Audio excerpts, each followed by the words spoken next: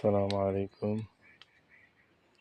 দুটি পাতার একটি কড়ি পুণ্যভূমি সিলেটের ফেঞ্চুগঞ্জে অবস্থিত প্রাচীনতম একটি চা বাগান ডালুছড়া চা বাগান। আজকে 6/12/2025 ইংরেজি সকালবেলার সূর্যালোকের দৃশ্য।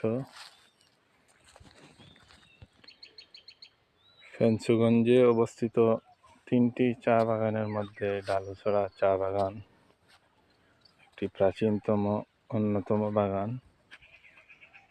আসুন আমরা সবাই ডালুছড়া চা বাগান সম্পর্কে জানি এবং চ্যানেলটি সাবস্ক্রাইব করি এবং শেয়ার করি। আল্লাহ হাফিজ।